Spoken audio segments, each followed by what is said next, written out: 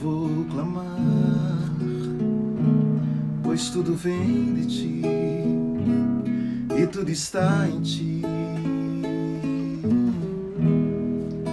Por ti vou caminhar, tu és a direção, o sol a me guiar. Tudo pode passar, seu amor jamais me deixará. Sempre há de existir novo amanhã preparado pra mim. A ti eu vou clamar, pois tudo vem de ti e tudo está em ti. Por ti vou caminhar, tu és a direção, o sol a me guiar.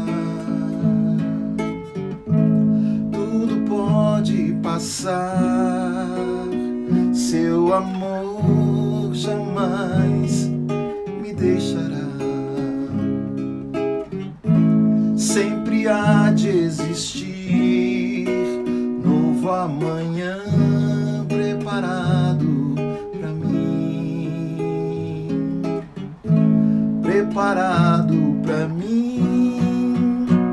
Eu me rendo aos teus pés, és tudo que eu preciso pra viver.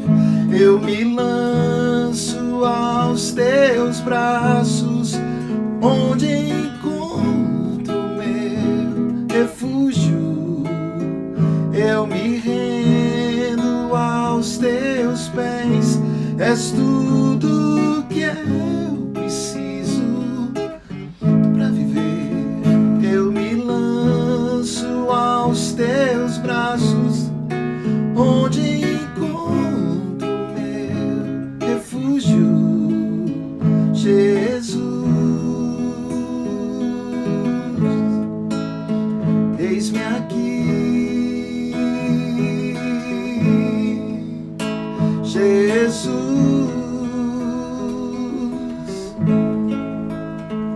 Eis-me aqui. Bom dia, terça-feira, 13 de abril de 2021. Que privilégio a gente poder estar aqui nessa semana, é a primeira da semana, né, da nossa caminhada de oração. E já temos algumas pessoas aqui. Jane, bem-vinda, querida amiga Jane, de muitos anos. Regina, Vilda, Rita, Carlos. Quem mais eu não vi, porque eu estava sem a lanterna, né? Estava aqui no escuro. Mas, gente, é privilégio nosso a gente poder começar o nosso dia na presença do Senhor. E o nosso intuito aqui é exatamente esse, de sempre contribuir com a sua paz. Ainda que Pastor Carlos, Pastor Carlito, sim, Jane, vamos orar pelo Pastor Carlito. Vamos orar, está entubado. Oh, Jesus. Pastor Carlito, amigo de décadas, né? E o nosso objetivo aqui, irmãos, é contribuir com a sua paz, é contribuir com a ativação da sua fé, ainda que situação que você vê, aquilo que você vê no exterior, conspire completamente, diga não para a sua fé.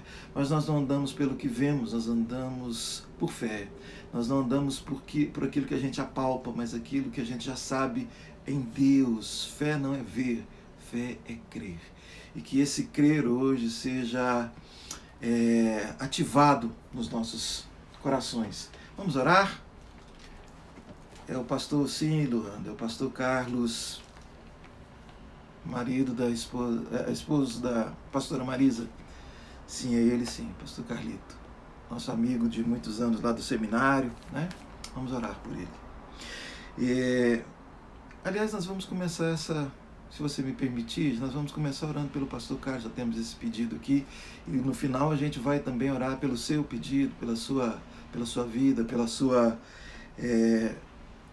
a sua petição, pela sua necessidade, em nome de Jesus. Vamos colocar o pastor Carlos aqui na presença do Senhor. Pai bendito, em nome de Jesus, queremos primeiro te agradecer pelo privilégio de nos reunirmos, nos associarmos aqui, e tanto aqueles que conhecem, quanto aqueles que não conhecem o pastor Carlos, mas é nosso irmão no Senhor, é teu filho, Senhor amado. Nós juntos queremos nos reunirmos e nos unirmos em oração aqui, clamando pela vida do teu filho.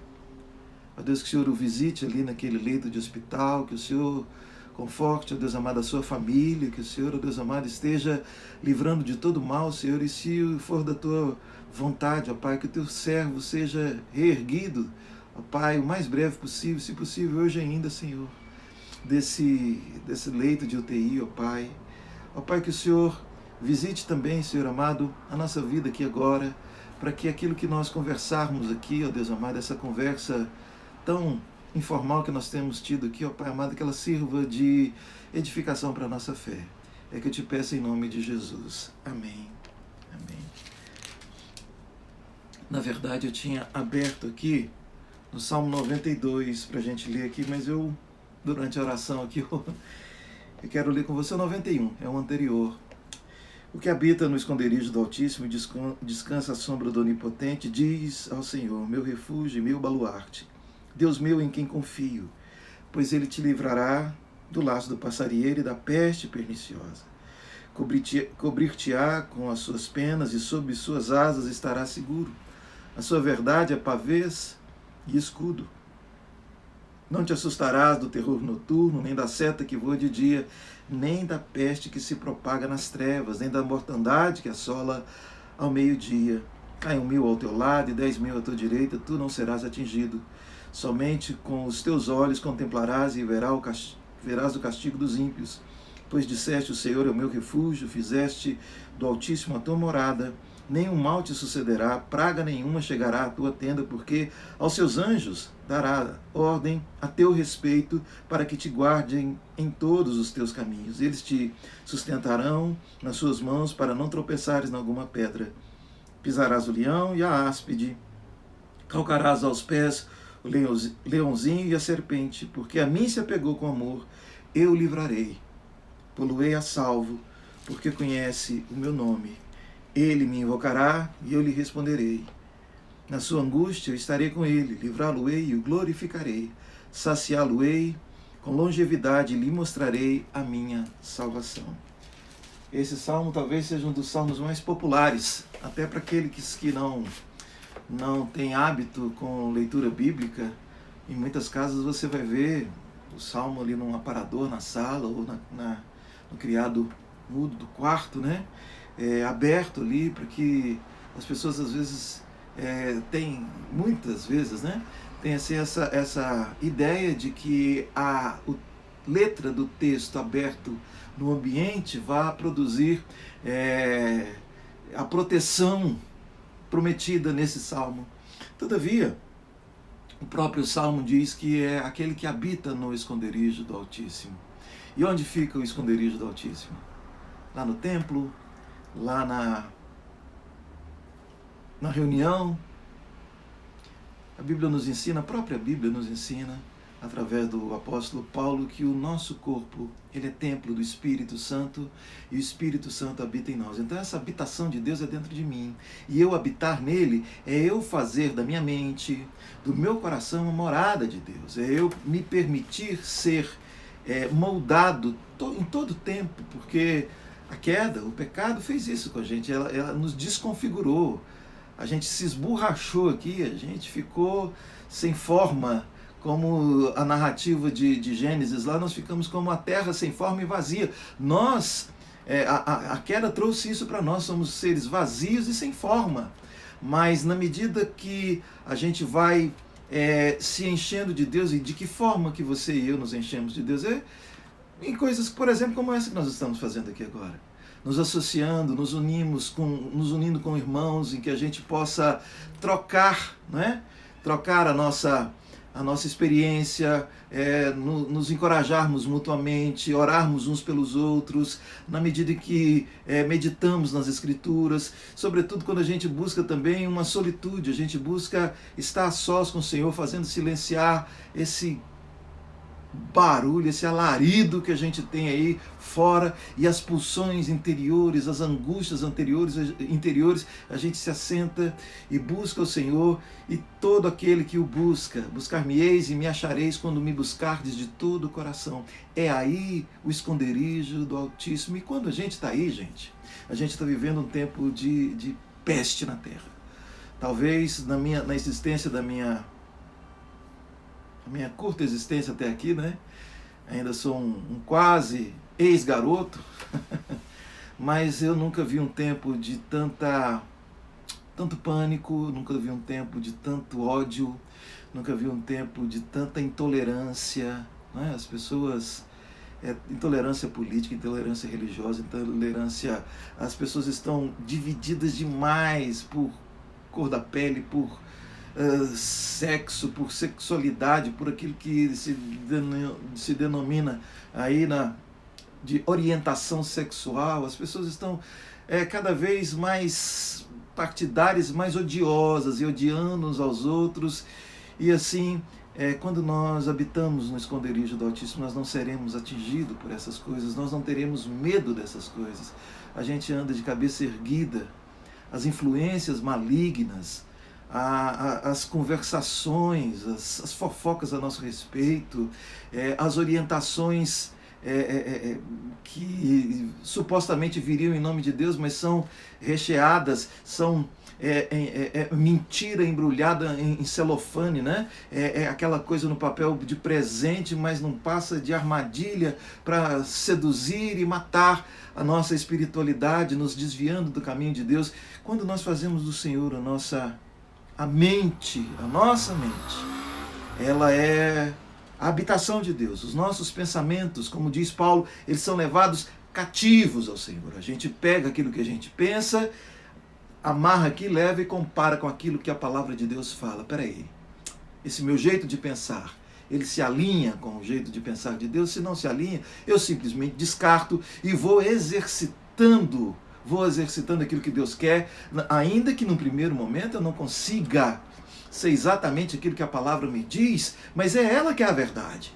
E se eu quiser ter vida, é a verdade do Senhor que vai me proteger. Pavês é aquele escudo grande dos navios, a tua verdade é pavês e escudo. É ela que haverá de me proteger contra todas as influências desse mundo cão que a gente vive. Desse mundo cada vez mais distante de Deus, do homem cada vez mais orgulhoso, mais desafeiçoado, mais amante de si mesmo, mais mentiroso, mais fingido. Nós vamos sendo, à medida em que nós fazemos disso, a nossa mente vai sendo segura, vai sendo solidificada, primeiro no amor de Deus. Normalmente eu gosto de tempos em tempos, talvez até hoje eu poste aqui no Instagram, um vídeo de um pastor já falecido, americano, chamado Brennan Manning. Ele diz: você acredita no amor de Deus? Porque grande parte de nós, a gente não acredita que Deus nos ama. A gente até fala, a boca da gente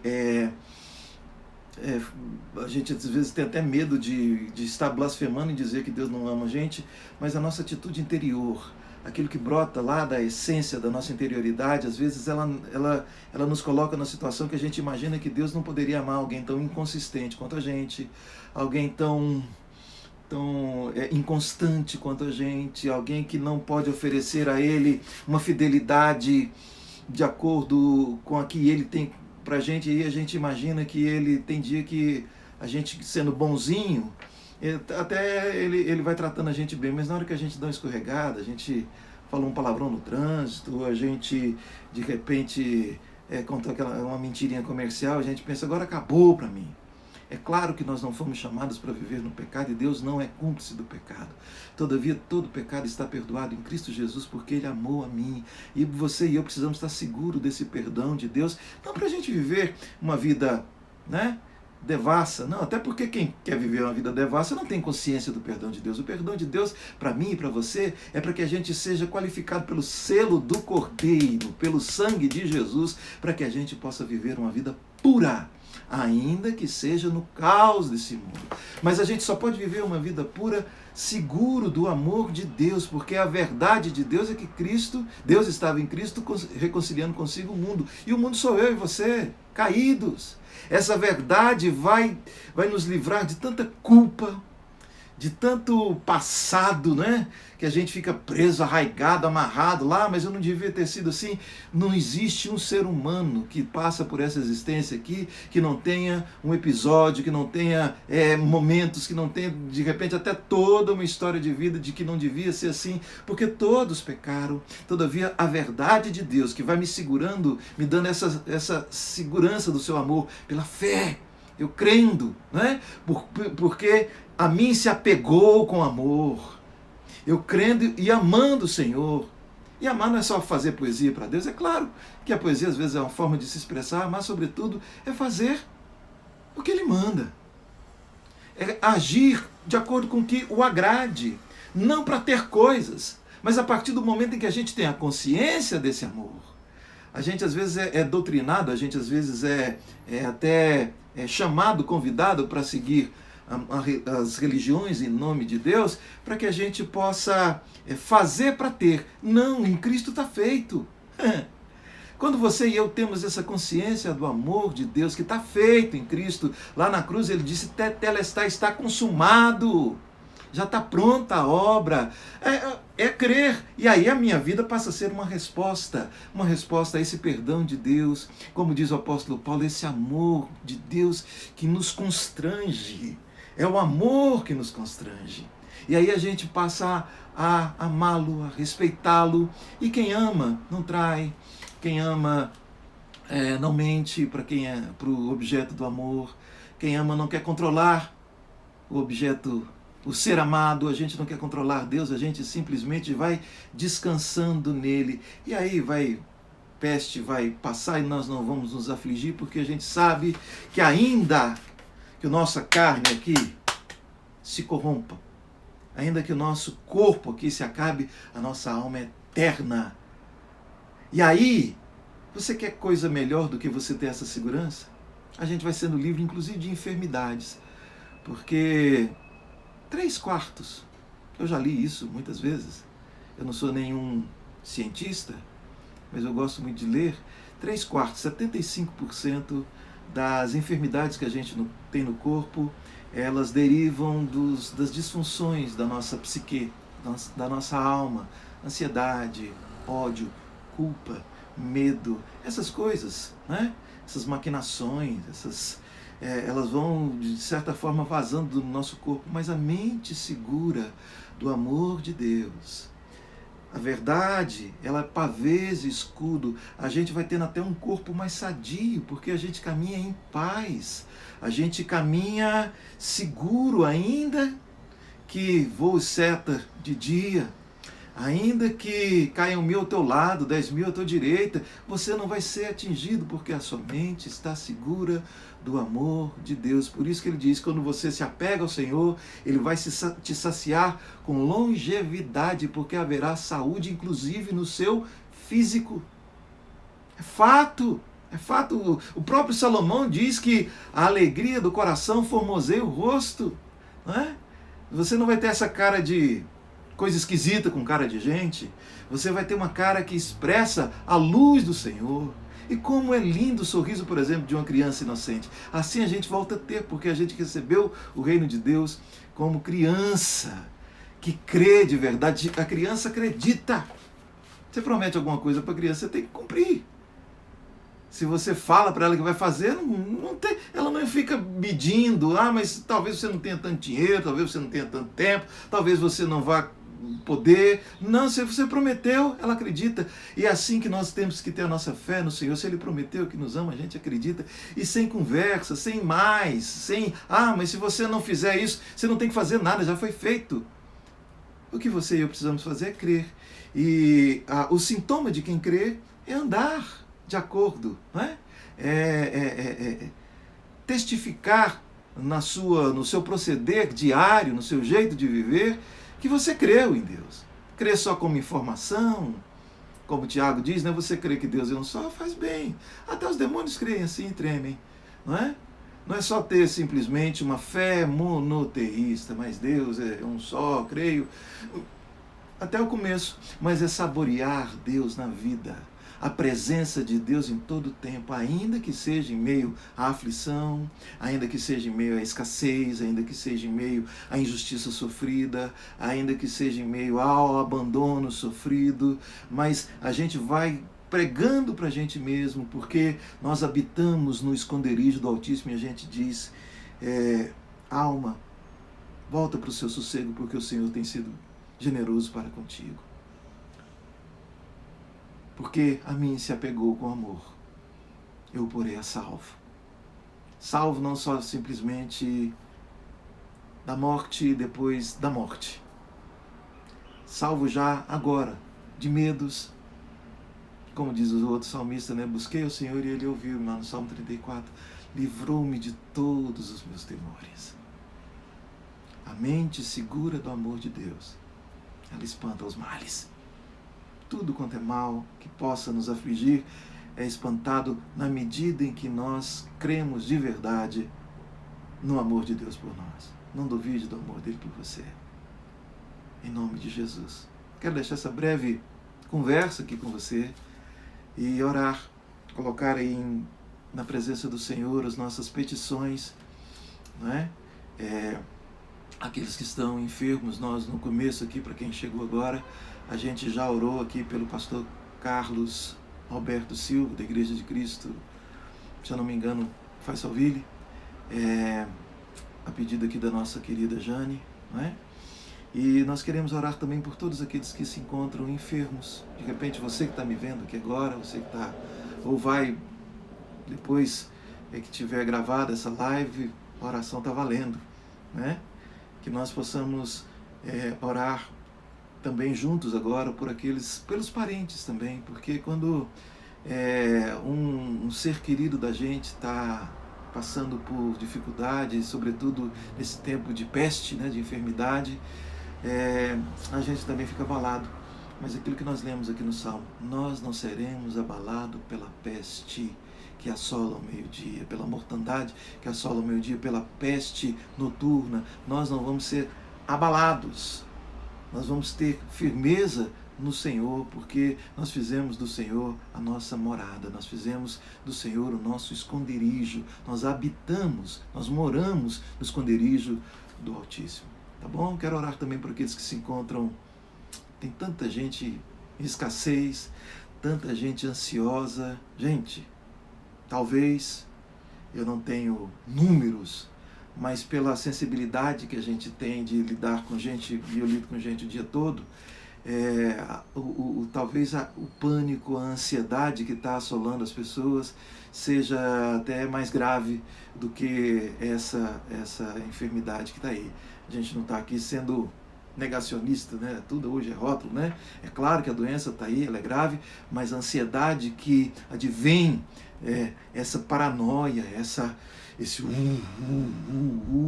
medo, ele está exagerado em muitos de nós, e talvez você tenha gente assim até na sua família. Nós queremos orar para que a paz do Senhor possa banhar os corações, possa pacificar a gente de modo que a gente possa caminhar com sobriedade, não perdendo jamais a ideia de que o Senhor de repente nos abandonou, perdeu o controle.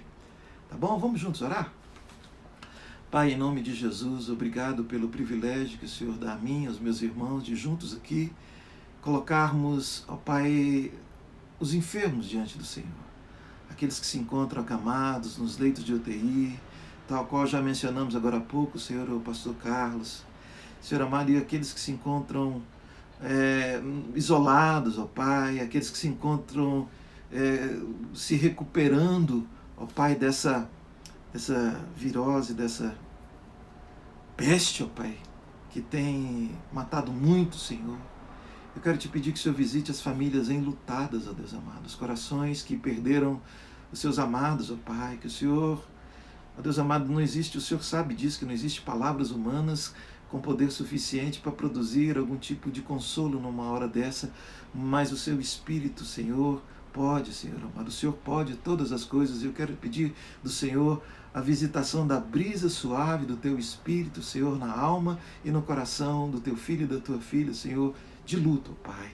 Senhor, em nome de Jesus, quero colocar também aquele que se encontra, ó Pai, passando por privações, por humilhações por causa advinda, Senhor amado, da escassez material, ó Deus, às vezes, Senhor, atolado em dívida, às vezes sem ter, ó Pai, a condição de honrar os seus compromissos, e muitos até, Senhor, sem ter o pão para dar aos seus filhos, colocar na mesa, ó Pai. Que o Senhor tenha misericórdia, ó Pai, desperta-nos, ó Deus amado, entre nós, a generosidade dos teus filhos, para que possamos, Senhor amado, repartir com aqueles que estão, ó Deus amado, em situação de penúria nesse momento, ó Pai. Senhor, e em nome de Jesus, que o nosso dia seja na tua presença, ó Pai. Ó Pai amado, que os nossos pés se desviem do mal, Senhor.